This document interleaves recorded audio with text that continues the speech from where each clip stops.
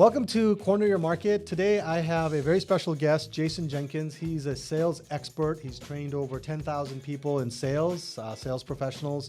He comes from a background as a CMO, so that's kind of where our meeting points are because we're wanting to talk marketing. But in terms of sales, I talk to a lot of business owners, especially in the veterinary dental space, and they're afraid of selling. They feel like sales is something that they don't want to do. Sales is something that they're not comfortable doing. And I know that that's not true because they're really good salespeople when they really put their minds to it. And so I like to talk about sales with our clients, with my clients, because it is an important part of marketing because marketing gets the people there. But once they're there, you're going to have to do your part to get that sale and to get that business through. So I'm going to talk to Jason today, and we're going to talk about sales, how to master that craft. And it doesn't have to be sleazy. I think the reason why a lot of us feel really uncomfortable with sales is because we've met a lot of bad salespeople, I think that bad sales experience gives you a bad taste in your mouth about what a bad salesperson is, and so we don't like sales. So Jason has a lot of industry experience. He has spent 25 years in the financial industry. He's an author. He's a 2014 Financial Advisor of the Year, former TEDx speaker. He's built two solid companies, multi-million-dollar companies. So he comes with a lot of really, guerrilla warfare kind of experience. So with that, let's welcome Jason, and we'll get started with talking about how to build your sales and how to be an expert salesperson. So.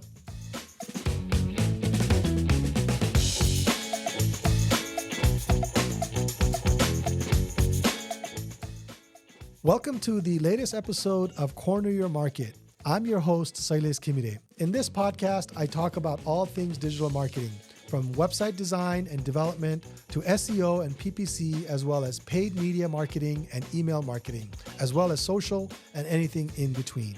If you're a small business owner, a marketing manager in a company, or an entrepreneur, this podcast is for you. So tune in every Thursday at 10 a.m. You'll gain some practical insights, new strategies, tactics, and tools that will help you grow your business. I provide helpful information to business owners like you to help your business. So don't forget to subscribe to my channel, leave a comment, and share this content.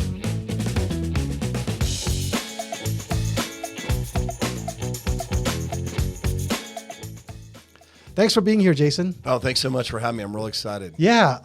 One thing before we get started, I really enjoyed in your background is your experience in Ghana. Can you talk a little bit about what you did there? I'm just fascinated by it. Thank you for asking. It's really my heart. So I finished up my MBA back in San Diego. I met my professor, Dr. Senyo Ajiboloso, who's actually my friend and mentor to this day. Oh, wow. And he's from Ghana, Africa, which is on the west side of Africa. And he is just a prolific writer and thinker. And he wrote this book called The Human Factor in Leadership Effectiveness. And I found it really intriguing. And it was one of those books that I read, and we went to lunch, and it was a lunch dinner meeting. And I said, Senyo, this can't die on a bookshelf. And he's like, well, what do you want to do? I want to build a school someday back in my home. Okay. And I'm like, well, why are you not doing it? And he goes, well, I'm nothing but a poor professor. I'm like, well, I'm nothing but a crazy white guy. Let's go figure it out.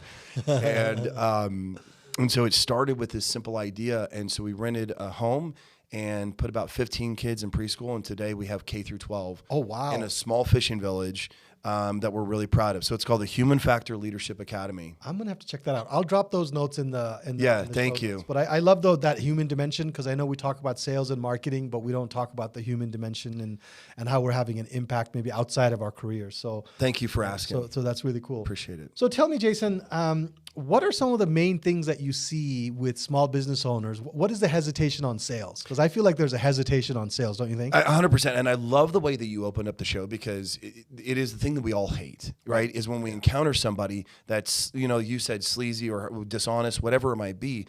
And really, it's at the heart of what I can't stand. Right. I love seeing great brands thrive, and I love watching bad brands go out of business because they're not doing the right thing. But before we jump into it, I think it's important for your listeners to understand where sales is today.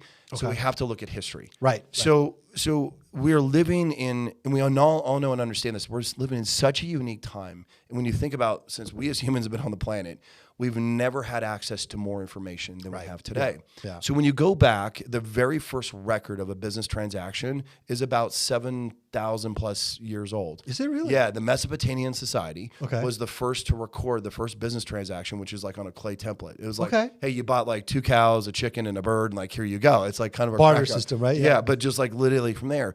And so the reason I go back to that is because the moment every human was on the planet then until now, the principles are the same. And here's what they are. Everyone has a challenge. Like, hey, I'm in a current environment. Like, I'm hungry, need shoes. I need to see the dentist. Like, whatever the problem is. And they have a desired outcome, right? Right. So I'm here and I want to move here. And so some entrepreneur says, that's a problem. Right. I'm going to solve it, right? And so what sits in between those two universes is how somebody feels about the problem. This is important. Right. So in order, if I'm in my current and I want to go to my desired, what does the consumer need? They need one thing, and that's information. Right. I need to make an informed decision, and the only difference between where I go to lunch and let's say me buying a new home is the degree of a risk associated to that decision. So, because I've studied this and I've practiced it and coached it, there's things that are just really subconscious. Like, me going like to this new lunch place, well, I hope it works out and that risk factor is low versus, man, I got to collect a lot of information. Where I'm going to move, is it going to be close to the kid's school and all of those things. Yeah. So when you go back in time in history, in getting the information, it was where I'm at. It was then the sales professional that sat in front of the information. So to date myself a little bit, okay, I'm almost 50. So when I got in sales, I got you beat, man. Yeah, I have like trifold brochures. You know what I mean? I had like the Thomas guide before there was Yahoo Maps, just to put it out there for your listeners, right? And but then I was the conduit. This is the takeaway to the information, right? So back in the day, people were limited on how much information they could actually collect. What changed it, what we all know, was the internet, right? So that jumps in front of the professional. So for the last 20 years, what the internet did is it said, I'm going to get in front of that information. But what is the catalyst now is the advancement of AI and other forms of technology. And what that's doing is it's increasing the speed of business. Right, it is. So it really is. You're like, okay, Jason, it sounds like I'm in trouble. You're only in trouble if you don't do the following. Is that if you don't jump back in front of the information. So how do you do that? You master the art of human connection. Okay. So kind of taking a pause there a little bit. Yeah. We spend a lot of time with our clients talking about how to get that information out there because we do marketing for them, right? Correct. So that's my professional experience. We spend a lot of time. We're the ones creating those trifold brochures, Yes. and trying to get those Google Maps listing correct Yeah. so they get there, right?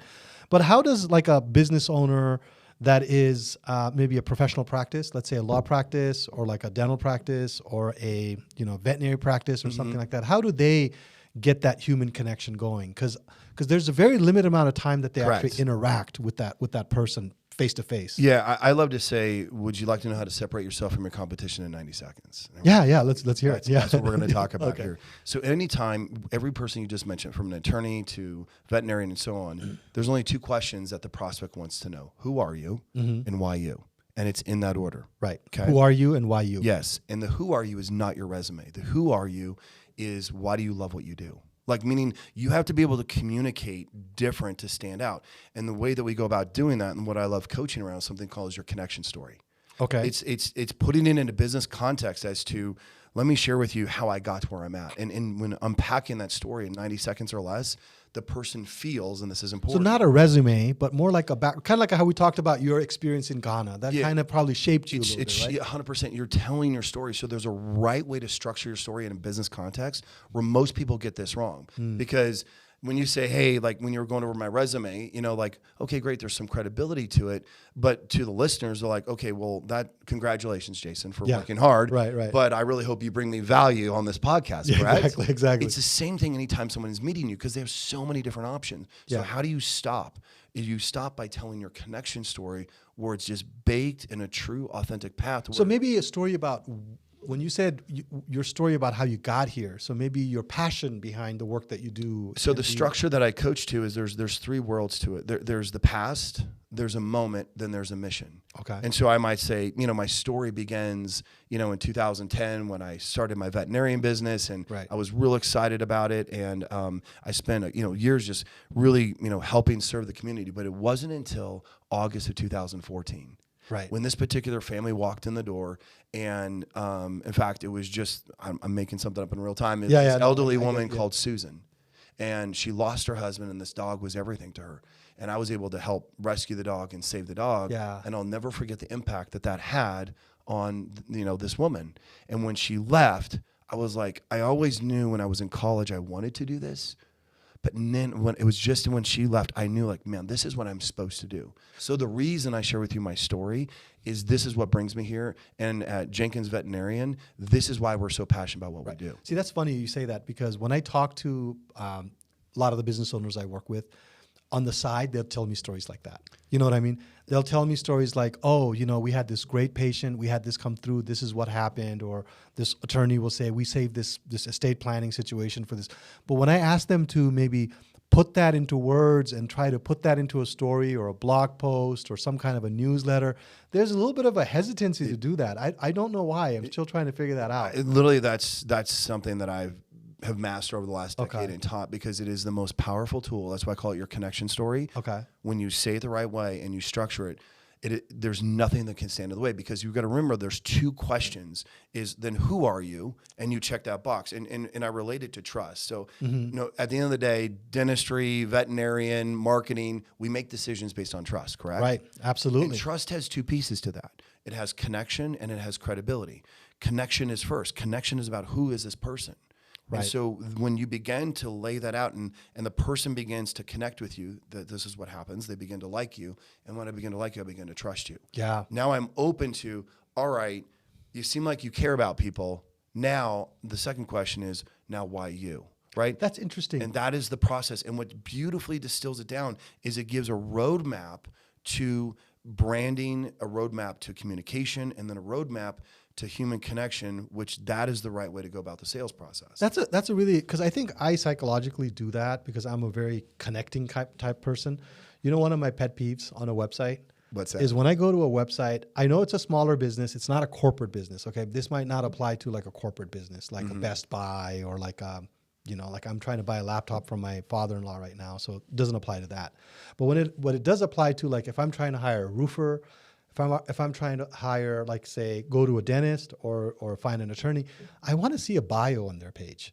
I want to see who they are. I want to see a picture of that person that I'm going to connect with, And I can't tell you how many times I go and I can't find them. I can't, like even like marketing companies and social media companies, like sometimes will partner and they'll tell me, hey, I'd like to do a partnership with you guys. And then I connect with them at a networking meeting and then I go to their website and there's nothing about them. It's just what we do. It's like, dude, people do business with people, right? We're not doing business with humans, with AI just yet. We're doing business with people. And that at the end of the day, it literally is, that's why if you want to increase your sales, it's mastering the art of human connection. Right. And there's tools and resources out there. And everyone's running to the technology and the stuff. And it's nothing but a tool. I say, listen, it's like handing somebody a hammer, right? The hammer is designed to go build things. And so technology is designed to make your business more efficient.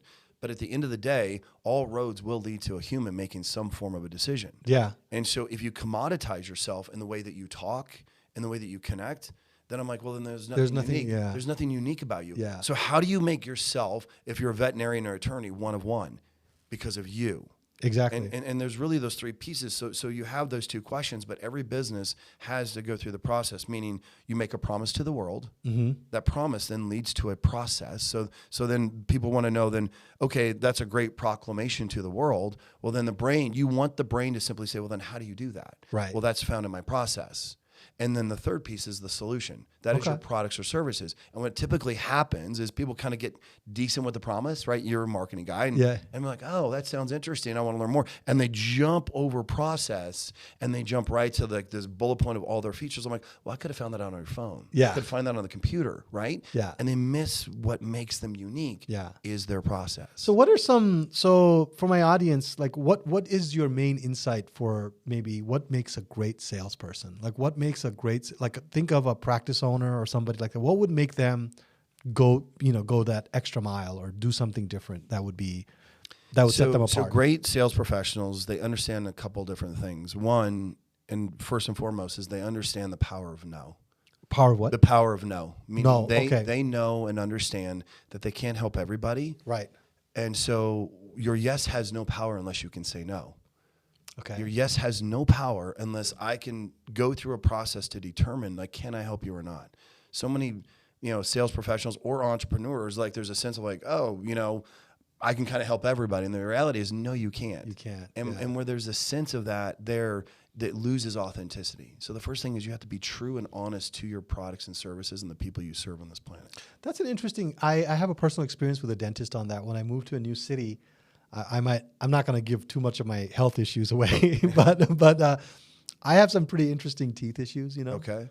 And because where I grew up, we didn't really go to dentists, and I didn't see a dentist until I was 23. So Okay. I have things that needs to be taken care of. So when I moved to a new city, I went to see a dentist, and he looked at everything, and he basically said, I can't help you because this requires very specialized skills. So he said, I'm really sorry, but I can refer you to 2 people. Check them out. They'll be able to help you because I'm a general practitioner. I only, look at these kinds of cases, and yours is this kind of. So he said a no to me. I had a lot of. I was a little bit upset because now my family was going there, and I was the only one left out. But he did say no to me. That's awesome. And I thought, and then as I've gotten to know the quality of service he's been providing to my family, this guy's a really genuine guy. I mean, he really cares about what happens to you and your teeth. And the fact that he said no to me was a little bit of a profound experience. Yeah. So going back to your question, I mean, that's the first thing. But the second thing is that then great salespeople understand the structure and they master the basics. And what is that? Every person that you ever talk to, so everyone that's listening to this, from the dentist to the veterinarian to the attorney that walks in, they have a history to that conversation. So if I'm meeting you for the first time, so they got kids and grandkids and dreams and hopes and all, like they're bringing that into the conversation, correct? But specifically related to the service. So if I'm talking to a veterinarian, I mean, obviously there's their dog, but like there's more to that person, right? So they're bringing that in. Then there's a desired output. As simple as it might be, is like, hey, I just, we're looking for a new veterinarian and we just want to make sure that, Johnny is healthy. Yeah, right? yeah. Or in my case, Duke, right? I got a yellow lab. So that Duke is taking place. And so you understand there's these 2 worlds. And then the third world is, well, then what do they feel is in between that? Yeah. Well, hey, we just moved here. Hey, we feel uncertain. We just don't know. And so great connectors ask questions. And every time I ask a question, I'm depositing those answers in those 3 worlds. Like, oh, so that's what brings you here. You just moved new to the area. And so tell me, I'm just kind of curious, like, what are your, when you think about a veterinarian, like what's important to you and your wife? Yeah. Oh, yeah. So they're now telling you what they want, and I'm just kind of curious, like, in the past, like, have you had any challenges with veterinarians? And I'm trying to discover like what they feel is in between those. And I'm like, you know what, based upon that information, I think we're a great fit. This is who we are. I've run into quite a few situations that kind of brings up. One is one office that I was working with many years ago. They really didn't do a good job communicating. They took away some services because it was not kind of services that they want to do, but they missed the fact that they had maybe 5 or 7% of their patient base really was reliant on that service. You know what I mean? And so when they took that service away, they made a business decision, but they didn't communicate the reasons and the why to this 7%. And all of a sudden, it's blowing up on Google reviews. Like that, it's like it's like we used to go here for this, and now they took that service away. Now I have to drive 25 miles to get this. It's like, wow, that was. I don't know. How would you deal with that kind of situation where you're taking a service away, you know what I mean? And then you have a loyal base and you miss that connection and it becomes public all of a sudden. Yeah. I mean, I think that someone definitely dropped the ball there because if I was the business owner, I don't know what the service provider was, but I would have picked up the phone and talked to each one of those customers or one of my staff to share with them, like, here's where we're at and the reason why behind it. And at least got in front of that with some kind of solution to communicate that so that they didn't trip into that, because no one wants to be surprised by that. Right. No, absolutely. So, Jason, who inspires you? Who are there great salespeople that inspire you? I mean, that great question. I'm more interested in great connectors. Okay. So for me, it's a combination of like marketing and sales kind of coming together, and so I think one of the greatest minds that ever walked was Steve Jobs. I thought he did a beautiful job at communicating true value and purpose behind their products and services, and was relentless at effectively distilling it down in a very simple way. Right. So if I had to kind of hang my hat on one, that probably would be the one that I would go to, because he really took something that was commoditized. Yeah. At the time, it wasn't just Apple. I mean, they had hardly any market share. Yeah. I and remember really 1997. and really decided to grow a brand that knew their customer base, that was super authentic, and was excellent at communicating its value. And people are willing to pay premium for that product. Correct. It's $1,800 for a new iPhone, and Yeah. we're not even batting an eye, and we're paying for it. Come on, man. People are getting in line for it. Right? Exactly. $1,800. You could buy like 6 PCs for that price. You know what I mean? So, exactly. So very cool. And then, so for business owners, what kind of resources do you recommend? Like, how do they grow in this skill? I mean, I know you've got some books, but how do they grow in this kind of skill for them? Because a lot of people that are business owners, at least the category that I work with, they tend to be introverted folks. They're practitioners. They love the craft, and they really get absorbed in their craft, right? And so they're not thinking about how do I need to do sales and things like that. What are resources that you would recommend that they follow? So I'm going to be a little biased about it, because I've got some pretty good resources for that, and I'm actually bringing out some more. But I'm going to use a case study, actually that took place here in Salt Lake City. Okay. So it's a CPA that came to me, and I mean, he was like as nerdy introvert as you. I just want you to picture that guy, right? You know what I mean? I was like, if there was a profile, Poindexter. I was like, dude, you fit it like it is a T. And he's like, Jason, I heard you talk, and I understand I need to do this, and da-da-da-da. And this was about a year ago. Okay. And so I said, well, we're going to start with your connection story, because I need to pull out why you love what you do. Right. And then I just need you to kind of focus on this. And so literally he goes, so we got through the coaching, and it was a great story, and it was centered around a client that he helped save $600,000 in taxes. And he goes, Jason, I'm really nervous. He told the story. And so I'll never forget, about a year ago, he's like, Jason, I've said it to 7 prospects, and all 7 have decided to work with me. Well, because he told that story. He told the story. And he goes, here's the craziest thing. He goes, when I told the story on the front side, I could physically see them, their shoulders drop, lean in, and I could feel the trust. And so then they were like, here's everything we got.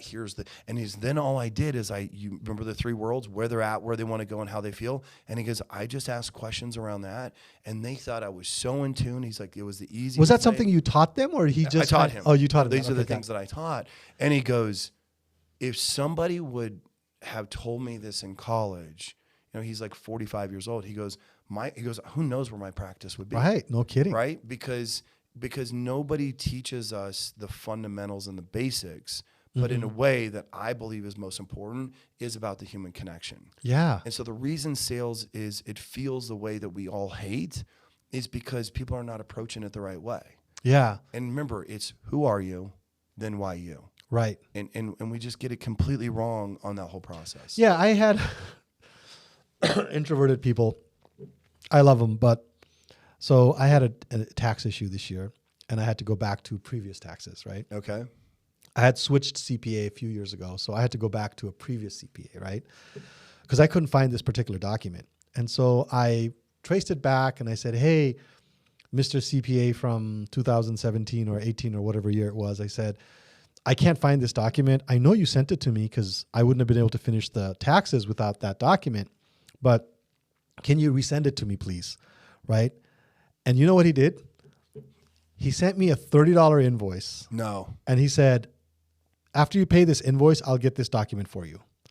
I was like, wow, what a miss. What a miss at trying to win back a client that left you for maybe one reason or another. Sure. You know what I mean? If a past client of mine reached back out to me for something from a few years ago, I would say, hey, great to hear from you. How have you been? Let me see what I can do to get this for you. You know what I mean? And make that connection, because you never know. Maybe they're not happy with their current provider. You know what I mean? Maybe 100%. they're making another change, and you want to be there, right? Just 100%. Because they're a past client doesn't mean they can't come back. You know That's what I mean? right. You know what I mean? That's right. So I feel like some of these professions, they definitely lack that connection. So I think, but they tell each other the stories, though. I mean, these CPAs are telling stories to each other on how much money they saved such and such person, right? All the time, right? And so again, when you put it in the context of the prospect just wants to know, are you going to care? Are you going to be there for me? Exactly. And so the quickest way and the best way to do that is by telling your connection story that you harvest, where they're like, okay, I feel like I'm meeting the stranger, but like that's what I'm looking for. Right. Right. So now the guard is down, and I mean, in most times in most businesses, it's really a challenge of like, can you just put your guard down and tell me what's really going on? Right.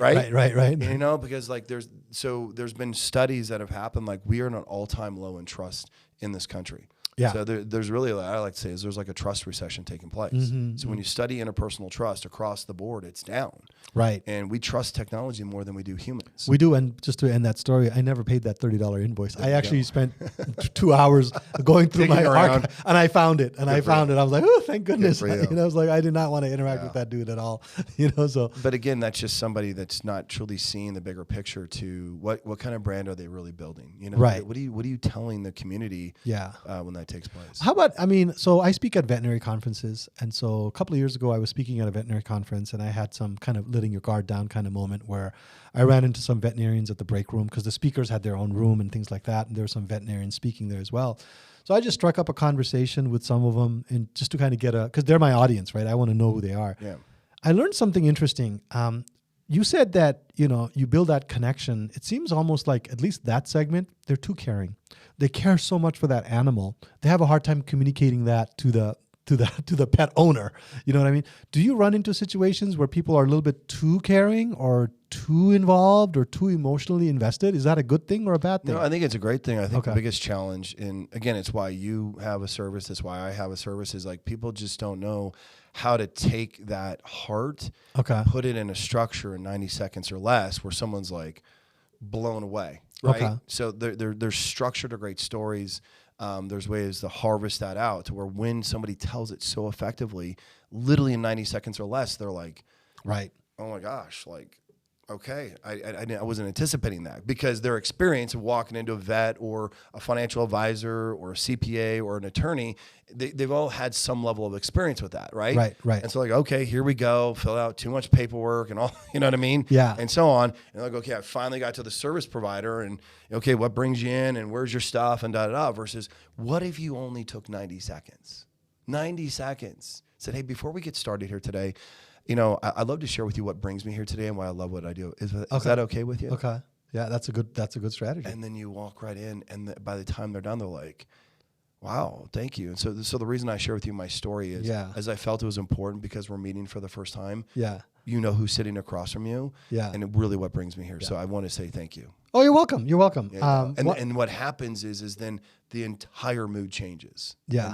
And that's how you become one of one. Yeah.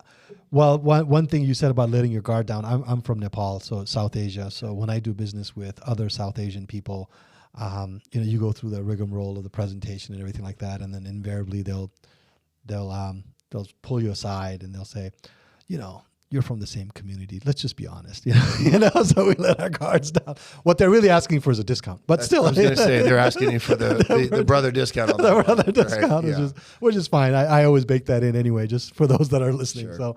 So Jason, it's been a great conversation. Before we close, if somebody wants to work with you, because I think you bring tremendous value to the audience, right? If somebody's been listening and says, you know what, this is really something I want to get involved with. I really feel like I need to work on this connection, who I am, telling my story. Mm-hmm. How do they work with you, and what can they expect when they work with you? Yeah, so on Instagram, so just Jason M. Jenkins _. That's the quickest way to message me and get a hold of me. And I'll drop that in the show notes Thank you so people much. Have that. Yeah, I appreciate that. And then secondly is that, so how they work with me is really dependent upon what they typically need. And typically everyone needs their connection story. Okay. And it probably takes about 3 sessions. Okay. And they have their beautiful connection story, and I tell them how to say it, how to coach on it, and so that's kind of what they should expect. So it's a very simple process. Only 3 sessions. I mean, yeah, 3 sessions. So I kind of give them the homework around, kind of like, hey, there's kind of a guide to it, to where they kind of type out their story, and then I have them over Zoom share that story with me. Okay. And then I coach in real time. We record that. They go back, refine it. And then it usually takes 2 or 3 times to where we've got it nailed down, and now they've got a beautiful story. And what's great about it, especially if they're clients with yours, is then you can take that story, and the ones that really get good at it is then you record that, put that on your website, you put that out there on social media, and it's not an about me story. Right. I've had clients literally say, why I love what I do, titled. And people are like, well, what is that? Boom. Yeah. And they click on it. So it's a totally different thing, because if I want your resume, I'll go to LinkedIn, I'll go to your website and see your credentials, and that's important. But I need to know who you are. That's an interesting. I feel like I want to do this with you. You should. You should. Business, you should because the guarantee, and I say that because I've done this for a decade now, is separating yourself from your competition in 90 seconds has one tool. It's your connection story, and that's it. Right. Nobody cares about what you've done. They want to know how are you going to help them. Yeah. That's it. Yeah, I mean that's kind of interesting because I've been looking for, not to take up too much time on this, but I've been looking at improving my own sales thing, because I do most of the selling for my company, right? My wife and I do it. Great. We have a natural sales personality, but we've never been. I have a physics degree. I have never been trained. I have never been trained on how to sell. Like even when you talk about the connection story, I was thinking in my own head for my own business going, how do I tell my connection story? You know what I mean? I mean, I'm always concerned about how my clients are doing and what they're doing, but I've never really spent the time to take a step back. Well, we got to help you do it because, again, it's one of those tools that every person needs. Right. And when you really distill, and I love what I do is that I distill sales down in a very simple way. So from the CPA that we talked about, from I've helped a company that has from shoes to, I mean, you name it, like all these different verticals. And what they say is like, Jason, this is so universal because once you understand that sales is really set up on a basic set of principles and not the cheesy scripts and all that other crap that I simply hate. When you understand the structure, then you can walk it into any vertical and be like, okay, this makes sense.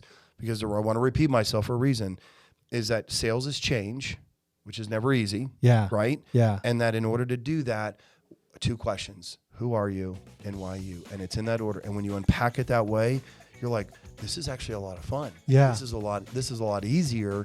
And everyone's like, oh my God, Jason, like this is how it works. So again, that's why I love what I do, is because I believe great brands and great companies deserve their stories to get out there, because not everyone is like that, right? You have that in your business, and so do the attorneys and the vets and everyone. And it's like, well, then let's go put them out of business, right? Right. So I'm passionate about helping people that care about their customers, that care about what's going on. I'm like, well, then let's go crush it. Absolutely. And that's why, that's why my services exist. Okay. Well, hey, Jason, I'm not going to take too much of your time. I really appreciated learning from you. I felt like this was a great learning experience. I'm definitely going to listen to this again and try to see what I can do to kind of help my own business.